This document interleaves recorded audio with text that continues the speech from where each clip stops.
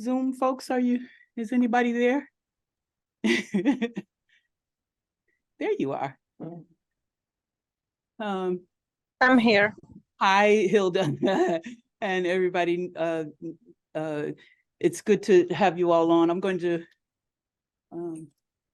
mute this down so we can see the screen. Hopefully you can see the slides in here. I just have 5 or 6 slides because I didn't want to really focus on the slides, but wanted to really talk about, all of us have students maybe who struggle in various topics that we teach and struggle in the classes, and even those who don't struggle, who we want to gain more context with what they will be doing in their practice. And this topic of leadership mindset and increasing and changing leadership mindset as a vehicle for enhancing classroom performance was something that I thought of. Have not done study in this area, but if you're interested in doing study in this area, let me know, because I would love to learn more about my thinking and whether this is really true thinking, if you will. I'm Sequetta Sweet, and I teach in the the organizational leadership doctoral program. And I've done considerable research in the area of reflection, critical reflection, and also leadership and leadership development. And so I wanted to test some of my thinking here with you. We are constantly looking for ways to enhance and improve how we teach and then how students learn. And I wondered whether students' leadership mindset as an undergirding of the topics that we're teaching may help them learn better and improve their thinking on the different topical areas, whether it's math, reading, writing, whatever it is that you're teaching. So I wondered about that as an agenda. If it's going to move, I wanted to redefine and reimagine what we typically think leadership is, and then what leadership is now and how we think of leadership from the leadership perspective, from the leadership educator's perspective. I want to talk a little bit about leadership development, leadership and learning, and then how to shift students' learning mindset using these topics. So typically, or in the past, let's say, and even some now, we think of leadership as command and control, authoritarian, telling people what to do, giving directives. We think of leaders sometimes as rigid and closed, possibly, and they are self-confident and they know what needs to be done, and they just need to tell others what to do. And obviously we're shifting from that mindset, and I want us all to shift from that mindset and understand and kind of redefine leadership and what it is. So leadership, from my perspective, is synonymous with learning and change, that if you're not learning and changing, you're not leading. And so learning and changing and learning has to do with making meaning of our experiences. And obviously it's a social process where we interact with others, but we interact with things and so on. And then change has to do with growth and development. So I want us to, redefine our thinking about leadership and move from that place that we used to think leadership was, where we're telling people what to do, and instead think about leadership as a vehicle for learning and changing. So when we talk about what is leadership now, this in one slide could not cover it, obviously, but it begins with connection with oneself. So Dugan talked about it being a human connection, but if you don't connect with yourself and understand who you are, then it's difficult for you to lead others. And so that's the premise that I want to come to you with today when we talk about our students in the classroom, really helping them first understand their own self-identity, their own being self-aware, being self-confident, having self-esteem, self-efficacy, having personal goals and objectives and developing those goals and objectives and how they're going to get there, developing that vision for the future, having resilience, and this little thing is in front of my slide, so I don't know what else is there. Can this be moved? Okay. Innovation, being innovative and thinking new and different ways, not just thinking with a myopic view of things, but thinking innovatively, and then shifting into social awareness and understanding how we can deal with others. I really want us to start there and understand that leadership has to do with developing the self, with understanding the self. And that's the premise that I come to you with as far as understanding how a leadership mindset can improve student performance. Questions so far? Any thoughts about, am I right about what people thought about leadership and what I want to bring the premise to understanding about leadership? Will you say more? I see the head shake. Will you say more? It should be good to walk away. Oh, really? You're It shitting, sounds like we should. you're walk shitting away. all over the No. place. No. Woo. Got it. Okay, go ahead. We say first thing is like our leadership work to find and now need to be space that was very. Right. Anybody else have that or seen it? You may not be that person that thinks that way, but have you seen it, that that's what people think leadership is? As long as I can, and I can tell you how many, I teach leadership at the undergrad level and I teach leadership at the doctoral level. And invariably, when folks come into my class, they think, I can tell people what to do. I can, be in charge of a project. And it's really so much more than that. And so I really start students out with helping them understand themselves first, and then shifting into the context of the particular topic that we're discussing. You had a thought?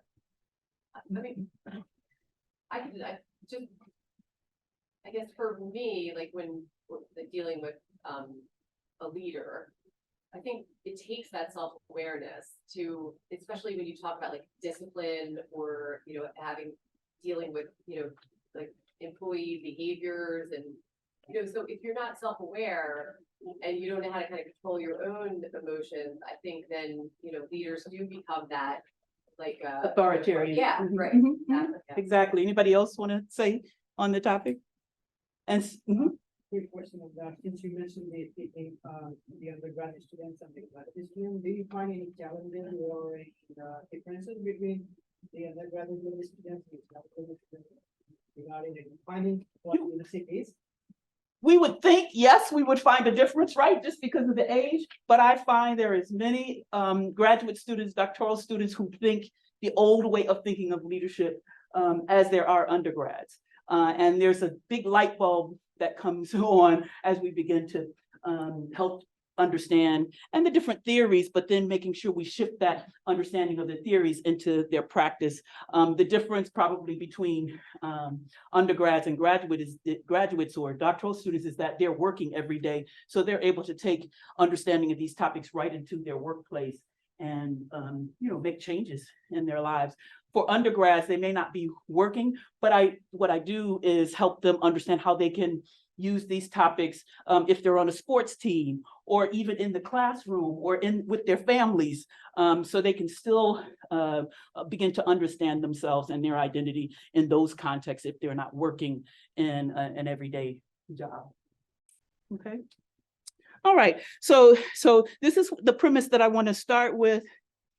And then what I want to do is talk a little bit just quickly about leadership development. When we develop leaders, when we begin to increase their knowledge, as it says, transfer their knowledge and information and skill, when we talk about critical leadership development, it has to do with extending their thought from just knowledge and building capacity and their abilities into a deeper place. So yes, making meaning and acknowledging those dynamics of leadership, but I want to extend it to making meaning about if they're taking a math class from you, making meaning about that math that you're teaching, making meaning about that science that you're teaching, making meaning about their ability to write that you're teaching. So I want to shift, that and not just talk about leadership and the dynamics of leadership, but the dynamics of any topic that they're learning. It moves to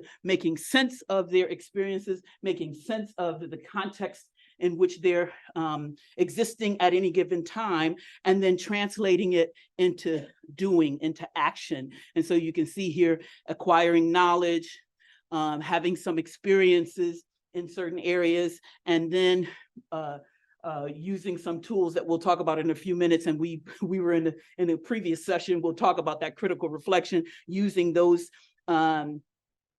tools to help students make meaning that turns it into meaningful action in their lives. And when I say action, I'm talking about action in the classroom. How can, when they take an assessment, whatever it is, when they're writing a paper, when they've done some reading and, done a simulation, or worked, had conversations in class and listened to your presentations and interacted in class, how can you now turn that to action and have a positive result as far as them being assessed in the topic that they're in?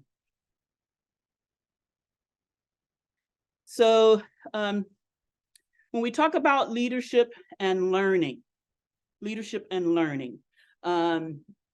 the first thing that I really focus on is getting students to a place where they can question their thinking, right? Because we all believe we're right, right? I just know I'm right about whatever it is. I know that I'm right about this. I know what I'm talking about. And you know what? It doesn't matter whether they're doctoral students or whether they're undergrads. They have some beliefs, they have some thinking, and our goal as a leadership educator is to get them to question their thinking, to think that possibly they're wrong. I don't know if how many people are in my age group, but Fonzie on happy days couldn't say wrong. He would say, I was wrong. And he could not get to this place where he was wrong about something. And so I've learned that, like I attended a critical reflection class, and I was in their session, and I was in there to pick up, as much as I've studied critical reflection, I wanted to pick up some other things or even shift my thinking on a topic that I've already studied about. And so this is the place that we want to get students to shift their thinking. What subjects do we have? What subjects are we teaching? Psychology. Psychology. I'm in hospitality and I do the internship. Okay. Physical therapy. Physical therapy. Math. Oh, see, I'm gonna use that math a lot. Environmental science. Environmental science. Chemistry. Oh Lord Jesus, help me. You get that reaction all the time, don't you? So I work in the learning access program, but I teach with disability studies. Okay, disability studies. The thing. Okay, and then Biology. biology. Oh Lord, have mercy. Anything science and math just throws me away. But just thinking about that, even not so much that I know so much about math or know all this information about math, but just my even perspective. Like you saw my reaction when they mentioned physics, chemistry, math, biology. I get shaky. And I would imagine that a lot of students, like you mentioned statistics, a lot of students are like, oh my goodness. And so getting them to really challenge, why they're thinking that way. Why do they think math is so hard? Why do you think, chemistry is so difficult? What about chemistry, has been so difficult? Where did you get that thinking from? So challenging your beliefs about a different topic to really kind of shake the ground a little bit. It's okay to shake the ground a little bit and have some disruption. Shake the ground a little bit to shake that thinking that underpins even why they're about to do an assignment, why they have to take this class. Oh my goodness, I'm going to fail this class. Oh my goodness, I'm terrible at math. Oh my goodness, I'm terrible at chemistry. But it's required. I have to take this chemistry class. And so begin to shake their thinking about why they think that way and have them cognitively get at why they're thinking that way that may help them as they proceed in the class. Understanding schemas and mental models and where those schemas and mental models developed And these are important to being able to transform, to being able to change your thinking, change your beliefs, understanding unlearning. My dissertation was on the topic of unlearning. So we talk a lot about learning, but do we understand the importance of, here I have all these beliefs, and if I don't unlearn these beliefs, it's going to be difficult for me to progress to the goals that I have. And then the use of critical reflection to be ready for change, and leadership development. I'm running out of breath here. I'm always like rushing. But leadership development and understanding those strategies for change. Thoughts here on any of these? Anybody heard of the topic of unlearning? Anybody heard of it as a theory? You want to talk a little bit about what you've heard, or? Well, I can talk about how students coming into a physical therapy program often have ideas about, for example, why a person has back pain. And how that person's going to be treated, receive therapy. So I have to find out, what do you think? What have you been told? What's been your belief? And then I have to, okay, well, where did you get that idea from? Oh, my aunt had back pain, and she always said it was a crick in my back, Like, all right, well, how did a crick get in her back? Like, let's talk about this. So I think that's so important.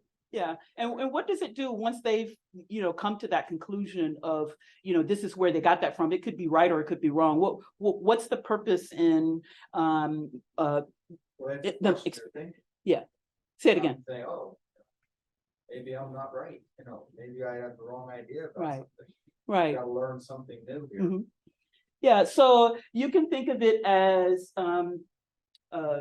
if you have a concrete and having that jackhammer kind of break up the thinking there, break up the cement, so that you can get ready to move that out and put some new cement, and if you will. And sometimes it's not cement, sometimes it's going to be rocks because it's changeable, but the key is to break up the thinking.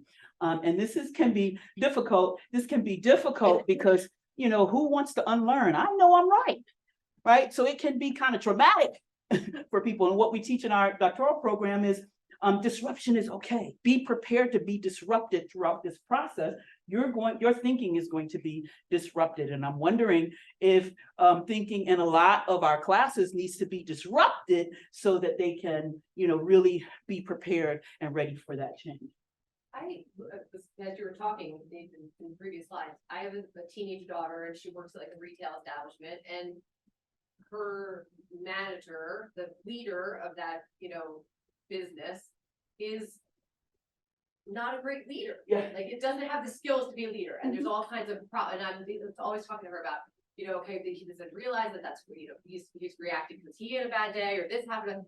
It's like constant. And I think I realized that, like, I teach a first year seminar. A lot of those students probably have worked in places like that, where they've never really seen like a leader like we say have here. Like I haven't had the same kind of experiences like here that my daughter is having at this place of business, So they almost have to unlearn like what they think a leader is. In the professional world. That's exactly my goal as a leadership educator, to get them to unlearn what they thought leadership was all this time. Yeah, I think that's a good point. Like, people's experience with leadership is going to be so different, like based on what's in the TV in the house you grow up in, what your religious background is. Like, there's all these very different leadership models, and trying to unlearn that, decide what kind of leader you want to be. It's really interesting. It's powerful if you can get people to understand, here are the different theories, if you will, and practices and styles of leadership, and who do you want to be? What do you want to be known for? And you make a very good point that even our undergrads, right? Because we're accepting all different types of undergrads now. They're not just freshmen right out of high school, but those who are working. And so many of them are, they might be freshmen, but they have to work. They have to work at the ice cream shop in their communities and so on. And so they are able to look at the concepts that I talk about with leadership, and understand from a practice perspective that their leader is not very good and that's not who I want to be, right? Because we have a choice. We can either be who that horrible leader is, and the other perspective is we could be who this great leader is, or we can find somewhere in between where we want, who we want to be as a leader. So this is a very good point. Any other thoughts here? There's unlearning. Any thoughts about critical reflection?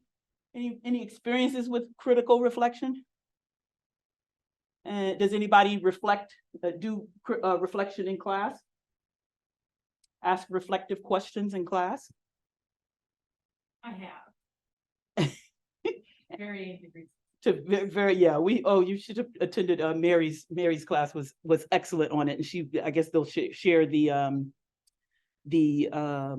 video of it, get a chance to listen to it, but she gave some really excellent points about reflection and its use. So let's go to this slide. This is the last slide, and I really want to have some conversation about this. I'll talk a little bit about the slide, and then what I'll do is have you maybe in the groups where you're sitting have some conversation. So you notice right away disruption, disorienting, dilemmas, and dissonance. Sometimes we keep students away from those things. We don't want them to be disrupted, and I'm saying oftentimes disruption will cause students and whomever to act, to do something, okay? They want to get rid of the disruption, so they will do something, and we can prepare them for what we really want them to do. Sometimes, the fight or flight kind of thing, but we can prepare them so that they have the tools to manage this disruption.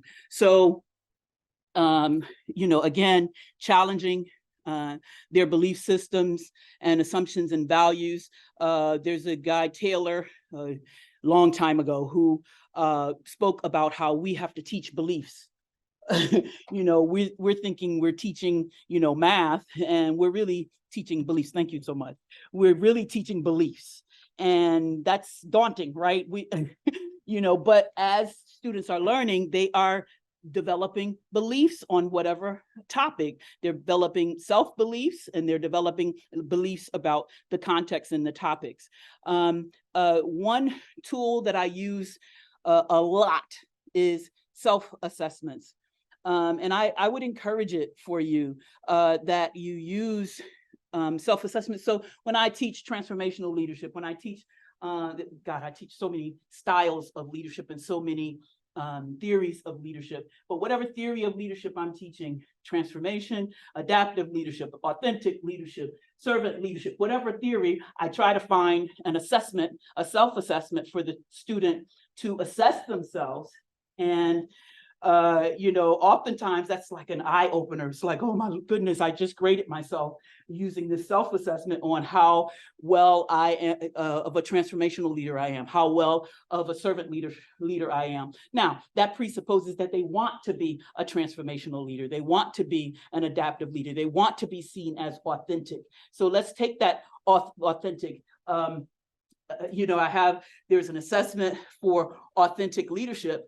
They take the assessment for authentic leadership, and then I ask them a series of questions, and about what their score was, what they're thinking about authentic leadership is, why this style of leadership is useful in their environment. So I wonder whether taking some type of self-assessment about chemistry, taking some type of self-assessment about biology and their thoughts about biology, about math, about physical therapy, about whatever the topic is, will shift them into doing that shakeup that I'm talking about, doing that unlearning that I'm talking about. So, it may be something that you want to develop for yourself, or you may find some topic. All of these assessments that I do, I didn't develop myself.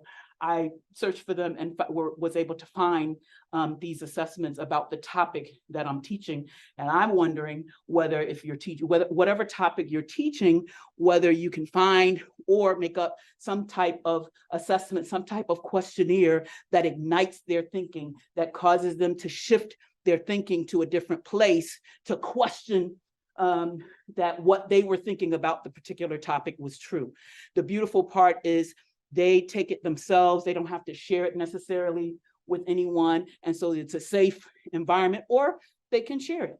But it's a safe environment because, right, we talked about in the last class vulnerability, because they will feel very vulnerable, particularly if they got a low score on the assessment. But if they got a low score on the assessment, it may ignite them to figure out, oh, there's something that I must do here in order to be successful. Now, we know the perils, if you will, or the negatives about self-assessments. They're only as good as the person will be honest, right? And then the other thing that I sometimes do with those assessments, yes, that's how you assess yourself.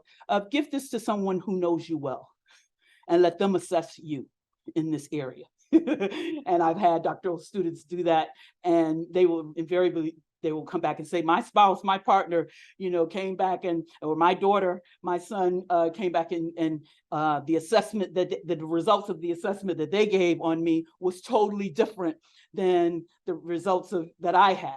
And so you can test in those ways. But I believe that and studies have shown that self-assessment is a great way to break up the ground, if you will. In church, they say break up the fallow ground, to break up that ground and begin to get them to from a stable, this is how I am, this is what the truth is, these are what the facts are, to ready them for unlearning and now relearning or new learning. How many of you use peer assessments? Anybody have the student do an activity and have their peers assess? These are viable ways to get students to kind of shake up that ground, to shake up that process. So peer assessments and feedback. Now, I have only seen this, I must admit, in the studies at the master's level, but that doesn't say that it can't be used at the undergrad level. And so having students complete an assignment and then, okay, change papers and you all evaluate against this rubric. Okay, and you're able to break up that ground. Obviously, giving formative feedback. I have small and large group dialogue on both sides of this because we often think of reflection as a self thing, something that I'm doing, but when you're in small groups and you are having discussion, it's called reflective inquiry. You're doing reflection then as you have conversation, dialogue, discourse with each other. That's reflection that's going on. We don't even know that we're reflecting, but we're talking about our experiences. We're exchanging with one another. So different ones are asking questions and responding to questions. There's something called the learning or research cafes where you have groups of students that get together and learn. Writing retreats and so on. We know about service learning. All of these are ways to break up break up the cement that I talked about and what students think they already know. I'm going to say it that way. What students think they already know and now ready them for learning something new. On this side, it's the learning something new. And and I didn't really mention it, but deconstructing an incident. Mary mentioned it in nursing and healthcare, they use it a lot, where they send the student out on some type of service learning project, and then they talk about the incident, and the student has to reflect on the incident. I suggest that it can be used in our classes where we work on assignments in groups. Deconstruct that incident or how you came about that problem in your groups. And now on this side, you'll see, I hope I have it here somewhere, where you're reconstructing. So you deconstruct and you talk about what happened, and you reconstruct where you talk about what can you do better. So guided critical reflection, developing personal narratives, thinking about thinking, which is metacognition, feeling about feeling, what are you feeling? And you begin to ask questions. e-portfolios, periods in and out of the class where you have them reflect. So reflect in the class, reflect outside of the class, reflecting on behaviors and how to consider and to consider how to improve them, and so on. So what I want you to do, we have a long time, but let's just in your small groups where you are, 2s and 3s, have some discussions about if you're using, is anybody using any of these? Tell me some that you're using. So in terms of peer assessment and feedback, I like to use that one, especially when students are presenting, because it Oh, also very helps nice. the students who are listening to actually try to listen. And so in my first, and some of my team courses, especially, to do like an elevator pitch, you give it to 2 of your friends, everybody writes down like what was the topic and what questions do you still have. And then they trade the cards to make sure, they're like, oh, if your peers aren't able to understand what your topic is, then that might be different. And I've also done a little bit of it, and I'm not sure which one has to be, but for a while, our program had as one of our ELOs, teamwork and collaboration. It's like, are we teaching that? Are they learning it? And so I would ask them as part of like their lab assignment, do you know the names of everybody in your group you just work with? And it's shocking. They do not know. Describe your communication style. Was there a clear leader? How did you decide who the leader was? And I feel like it would have been much more effective if there had been some follow-up on that, but it is interesting to see, even amongst group members that were in the same group, their different perceptions of what was happening. Right, yeah, and then have discussion about it, right? Yeah, because it doesn't mean anything if you don't have discussion That's about true. it, right? And so Uh, I feel like there's always that balance sometimes when I'm trying to teach like physical geography and we're trying to teach surveying, but also how am I gonna get that other part in there when there's just such pressure from content. Yeah, I meant to mention that earlier. This is impeding on you, right? To not take up time from your content, but figure out ways to integrate it. It's difficult, right? Because if you're like me, I have a bunch of things that I need to cover. And I don't have time, that's what we're gonna say. I don't have time to do all this other extraneous stuff. But figuring out ways, and this is where that creativity as a leader, right, as teacher leaders, figuring out creative ways to integrate these ways. And reflection can be integrated right in an assignment. When I give a paper for them to write, my last thing is reflect on it. Tell me, even if it's a group paper, I need a group reflection here, and I'll ask them a series of questions so I can integrate that right into the process, but finding ways to integrate these things. Anybody else use any of these? So in your groups, can you discuss, if you're not using any of these, how might you use some of these? And if I need to clarify them, how might you use some of these to integrate with them? In particular, think about what we've talked about. Can I use? Yes. As far as breaking up that,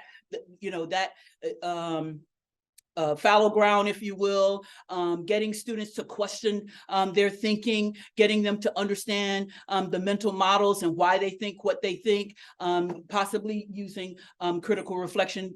Have some discussion about some of these things that you might be able to use and some ways that you might be able to use some of these. I'll give you a few minutes to do that.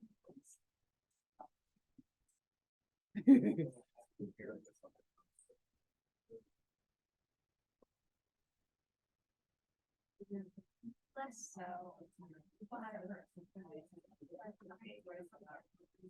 thing I do is I do small large group dialogue. But when I first started, I would just try to do the whole thing at once. Right, and then realize, oh, that doesn't work.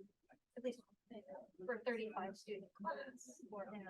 So, right, I have a small group, have them discuss. And then report out the bigger groups. So that's one.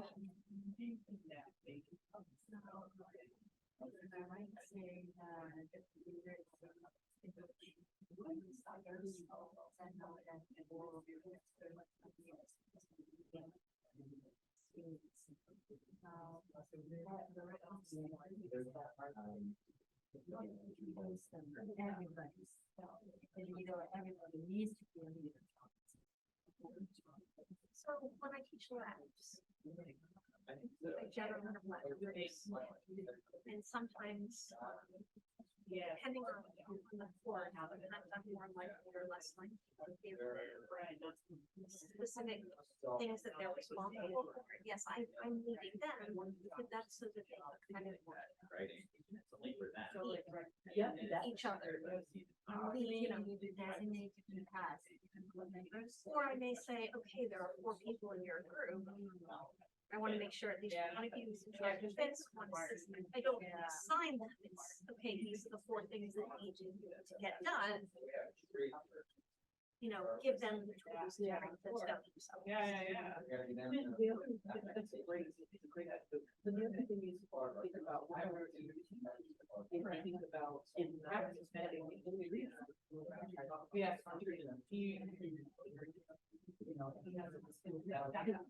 Part of that area. So anytime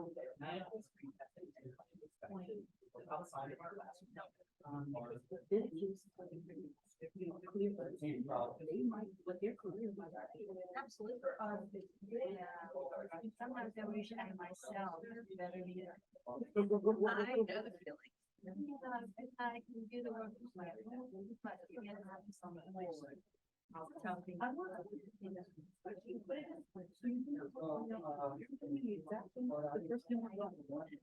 fundamental. Self-confidence. Know how to run that particular. And me myself. I know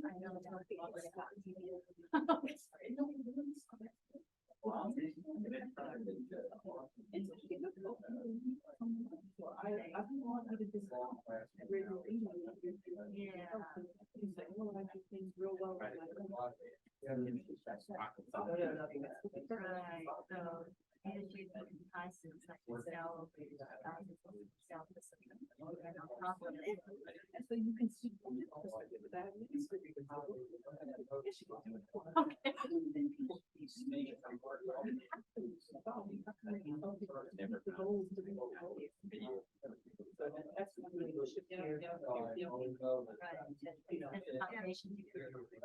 I'm more comfortable in a supporting role. So making sure that if you look like you might be in distress, I'm running some water. Making sure that I'm helping run and I'm running the Zoom. We do things like that. So the supporting role. And that's the type that I'm most comfortable with. The key is that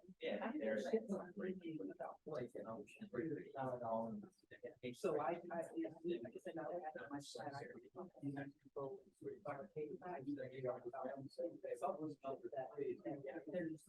ourselves at the core.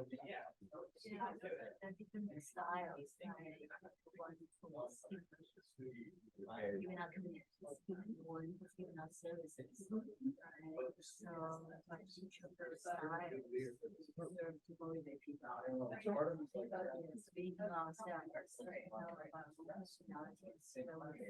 no, there's like say leadership. So what's your favorite? Psychology in general. If students are going to be.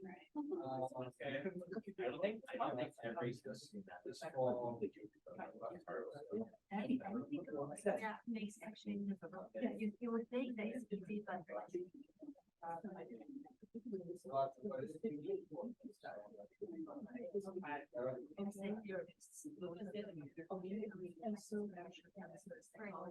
And so when you take it from there, right, we're one of these things that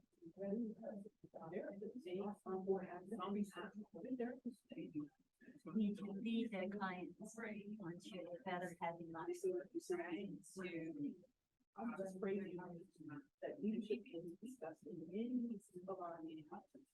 Because every single person needs to be able to. Give account. Inculcating yourselves. You have to agree less than somebody else. So now you can. Okay, it's real about that. Yeah. Thank you. Thank you. Yeah, I don't think necessarily something more beyond reading yourself. Yeah. Do you do that? Yeah. We're talking about. Yeah, so. A lot of different things that we can do.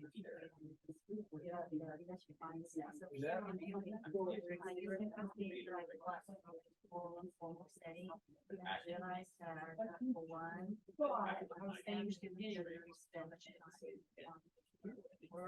not only that, they are at such different skill levels that passing them to assess somebody else's. You probably already know what right? Well, some do and some don't. So yes, but then you have to you assessing the work, or you assessing, you know, how they put it together, all of those things. Some students are not at that point yet where they Yeah. do that. By Jen. Yes, and I'm the only critic in the entire room. That's true. Though I have to say, and be willing to bet that when you were in school and when I was in school, it was the opposite. Kids were, our classmates were more critical. More, yes, more conversation, dialogues. But also maybe not very nice about it. Yes. And I think our students are actually really good at not doing that, but unfortunately, it also means sometimes they're not being critical. And it's out the tendency of staying within themselves. Yep. So like, now they're just their own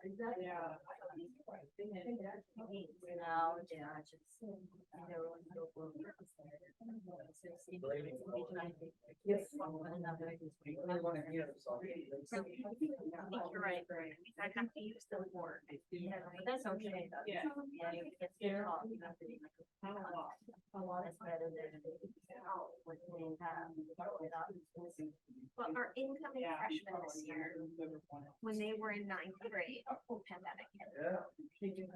I know this because my child is starting college this year. But also I know exactly, so I know exactly what mine was the first year. Oh, I'm not, she is like, how long is it? 4 years ago.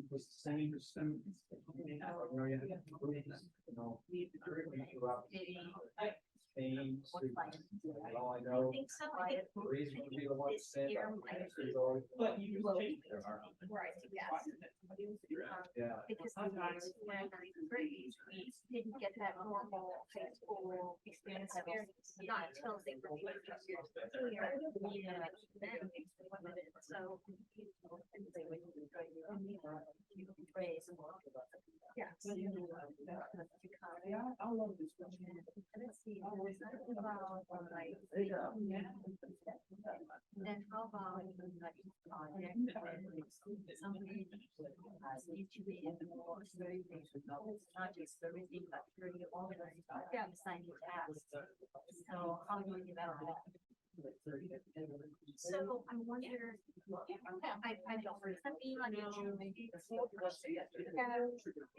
Always it's a natural thing. So, you know, it depends on the classes. So I teach introductory level biology or sophomore level biology classes. In those labs, you don't usually necessarily, sometimes get leaders, sometimes in my upper level molecular biochemistry molecular biology classes. Okay, Those are some really driven. let's see, we're at what time? Yeah. So it depends on the students. Okay, How easy. let's Yeah. come on back. So were we able to come up with some creative ways, maybe uncreative ways, of, how we could use some of these pedagogies in our classroom? Anybody have something new and different? Please, please, please, share. Yeah, we have been talking about, maybe we can allow the Zoom people to bring them. Talk about That's leadership. Yeah, I That's not totally, your task. I totally did not, No, but I've been watching, and I recommended that people on Zoom, use the chat to discuss, but no one took me up on it. no, nobody from Zoom chatted. My bad. I should have engaged you more Zoom people. I did the unthinkable. Anybody here, please share your conversation, share what you might have, what will you share about self-leadership, Connie? Oh, yeah, so, I was talking to Sequetta and my partner Tara about leadership and thinking that I need to be a leader myself, right, to be able to really help students develop the skill, and I don't really perceive myself as the leader. I look at myself more as like a follower, until I realized that actually just to be able to have an organized day, you have to lead yourself. So, but I didn't think it was leadership prior to our conversation with Sequetta, and then she said that, well, it actually starts from leading yourself. So you know yourself, you know your own personality and your style. So when you have that, then it's a foundation you can build on. And then you can have different styles. You can be more assertive or more in the service role.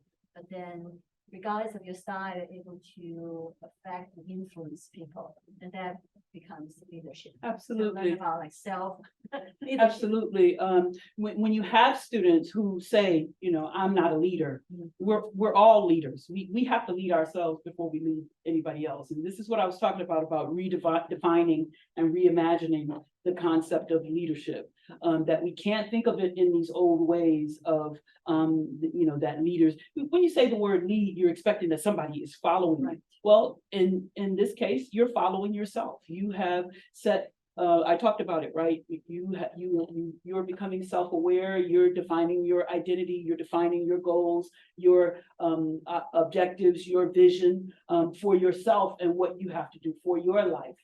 And so when you have students that say, I'm not a leader, you can challenge them, as I did with Connie, you can challenge them and say, I unlearned. you know, unlearn that. Yes, you are a leader. You have to lead yourself. And what I love is that Connie said, you know, I'm not a leader, but I do all of these things. And she can list all these. That's leading. That's leading. That's leading self and whatever you're working on. So I again, once again, challenge us to shift our thinking about what leadership actually is, and understand, as I said on that on a previous slide, that it starts with the self. And you cannot effectively lead others if you're not able to lead yourself. So if you're out of control, can't control your emotions, how can you expect your team to control their emotions and control their thinking and so on? And so that it starts with the self. Any other discussions? Did people talk about how to use groups more effectively or as effectively? Can you say a little bit? Can you say a little bit? Well, one thing when I tried approach, it's called focal process oriented guided quick learning, where the students work in groups all the time. And one of the things they advocate is to assign roles to students in grade. There you go, Tara. And I thought it was the hokeyest thing in the world. And I didn't do it the first time, and it was a disaster. And I did the second time where I did assign these roles, like the leader, the scribe, the note taker, the calculator. Yes. And it worked a lot better. It was still a disaster, but it worked better. But then I also, I mean, borrowing from a colleague who did this in another institution, like I then asked the students to reflect on these roles, right? How did your leader perform? How did you all contribute in your different roles? And then those roles were sort of circulated throughout the groups. Right. That helped. It didn't make it a success, but it certainly, I saw the value in defining the roles that everyone experienced those different jobs. Yeah, Tara, you can. Yeah, so I do something not quite as structured, but typically if I have a lab group of 4 students, I say, okay, these 4 things have to happen. I don't specifically say, you're doing this, you're doing that, you're doing that. It's okay, there are 4 of you, there are 4 tasks, or, you know, decide among yourselves which of you is responsible for which. So I'm not, and sometimes it works and sometimes it doesn't. I'll freely admit that. But that gives them ownership on a part of this, but also lets them kind of work together and figure out what everyone's most comfortable with. I think I like your strategy better, because making everyone take on various roles at different times, I think lets people who don't think they're good note takers or don't think they're good leaders to be put in that position to actually experience that and maybe find out, oh, maybe I know a little more than I thought. So again, I like that strategy. So, Very good. you know, mine is sort of a nascent version. Anybody talk about the self-assessment piece? Somebody wants to venture into that, huh? I do want to tell you how powerful it is to get students to think about, to assess themselves in a particular area, whatever that is, and think about their strength, because it has to do with strengths and weaknesses. And to think about their strengths and weaknesses, and there's something pretty powerful about being able to, even though it's self-evaluation, I continue to say it's only as good as they're going to be honest, or they, I should say, they're going to be honest, or they are self-aware, right? Some people are totally not self-aware at all. So no matter what they do, you know, to evaluate themselves, it's going to be either positive or negative, because that's the lens through which they see things. But if you can get them to be open and reflective and positive about it, you know, self-assessments really help them. And all self-assessment is evaluating themselves on certain points, right? And so, you know, coming up with some way of getting them to look at the particular areas that you want to evaluate them to self-evaluate. And, you know, now after self-assessment, don't just allow them to self-assess, but then ask them some reflective questions about the results of that, and getting them to think about that. Now, I talked about with groups, it's called reflective inquiry, even once, because in the last session, we talked about trust and vulnerability. Once they're feeling comfortable with each other, having them have those discussions out loud is pretty powerful when they can feel comfortable sharing. And you will always have some people who are introverts who don't, you know, who don't want to share, or who feel threatened by sharing. But you know, trying to find ways to help them, you know, be more open to sharing. And you may not find it until they've worked in groups for several times throughout the semester, and now they feel more comfortable with each other. Who was it that said students, it might have been you, who don't even know the names of the people who work in their groups? Was that you? Yeah, finding it, you know, at the beginning of the semester, you know, splitting them into the groups and having them learn each other, having them work in those groups, maybe having them work in those groups the first half of the semester, where you are creating kind of a community. And taking the time, all these things, it feels like it takes a lot of time, but I think that the learning becomes, you know, they become more open to learning with each other. And so, yes, it feels like it's a lot of time, but you're getting value on the other side, because now they feel comfortable with reflection and comfortable working in groups, comfortable talking to each other. So whenever I don't teach face-to-face classes anymore, most of my classes are online, but even in the online, I break them off into the Zooms and, you know, have them, you know, I find when I jump into their Zoom room, boy, they're chatting all over. They're having a good time, just as if they were, you know, in the actual physical classroom. So, you know, just finding ways for them to engage with each other in small groups, and don't just do it one time, but use those groups multiple times, those same groups, so that they become comfortable. So sometimes we switch groups, we have them switch again and switch. Now, every time they switch groups, they have to learn new people, and they will revert back into their shell. Try to use the same groups maybe for the first half of the semester, and then different groups, so that it gives them a way to kind of feel comfortable with each other and learn from each other. And so, any thoughts? Any other thoughts about some of these items? I don't know how much time I have. Plus 5 minutes. I think the writing retreat one is really cool. I know if anybody's ever been to Holland, how Yes. productive and It was beautiful. community that feels. And so I did try that in my 2000 level class last semester a couple times. We have a big like lab report assignment and just like, okay, for 20 minutes, we're gonna write and you're gonna write out your lab report and we're just gonna do it. Just sit there and write for 20 minutes. And it doesn't matter necessarily if anything comes out of it, but it helps stimulate questions that they still have about their data and what they're supposed to be doing with it. Especially if it's group involved and they're all in the same place and ask each other questions. So I like that book. Yeah, that's very good.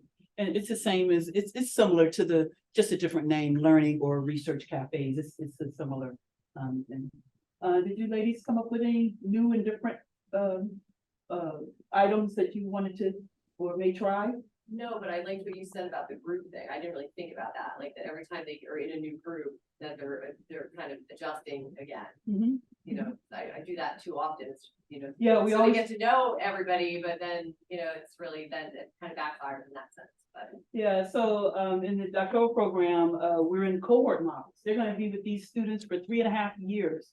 So I was teaching the first 2 classes in the cohort. I'm no longer teaching that second class, but what I would do in the first, there's subterm A and subterm B. The first class, I would have them switch and kind of get to know each other, different people. But in that second class that I taught, I would leave them with the same group the whole 8 weeks. So now that I'm only teaching the first class, I'm going to have to do something different where they're with the same people all the time so that they can kind of get to know each other. When you're going to spend 3.5 years with each other, you should get to know each other. And, you know, you work better in groups when you know each, well, sometimes you don't. Depends on how the group goes. So any other final thoughts? Mhm. On one of your first slides, you had something up about leadership and goal setting. Yeah. And I wondered how you, or if you teach that in your classes, like, do you ask your students to set goals for the semester, for the subterm? So- beyond like your learning objective. So I think you should. Now, this is a doctoral program. So what I do, the first weekend that I meet with them, I talk about resilience. That you're in a doc, y'all know, you've all been through a doctoral program, you have to be resilient. And I talk about this and have them do some topics on resilience, and then I have them set a plan for the next 3.5 years. So that's at the doctoral level. At the undergrad level, yes, I have done sporadic things about goal setting, but I think it's a beautiful thing to open the class with, okay, here's the syllabus. Here are the things that you're going to do. What are your goals now? And how are you going, don't forget to ask, how are you going to meet those goals? What style and what things do you have to do in order to meet those goals? I think it's a relevant thing to do. And I wonder whether if you start that and then periodically, you know, every 2 or 3 weeks, have them revisit their goals. Are you on track? Because don't just leave it for them. You know, ask them, are they on track now to meet the goal? You know, you'll have some students say, I want to get an A, but then they do crazy things. There's no way you're going to get an A here. Okay, so what are the things that you need to do to get this A? Now that you know the syllabus, what are you going to do? I asked my first year students that, and kind of their like about me questionnaire is, what is your major and how confident are you that this is what you want to do? And do you really even know what that means? Yes. Because it's their very first semester. Yeah, I just feel like we're teaching, we have to teach more than the topic that we're teaching. I know we're teaching chemistry and math and whatever, but there's some things that we can do, and that was the purpose of my presentation, that will help them learn these things better. And yes, they may get these things like our university has the leadership development classes. Not all students attend those, but you have access to your students where you can kind of begin to break up that concrete that we talked about early on in the semester, and try to, you know, infuse your classes with these leadership, I'm calling them leadership kinds of mindsets, to help them lead through your class and help them lead through the 4 years that they're here. So thank you so much. I hope you were able to get something out out of it. I'm sorry, Zoom people, I was terrible to you. I left you totally out, probably from nerves more than anything, but thank you. Hopefully you were able to Thank get something out. Thank you. Yeah.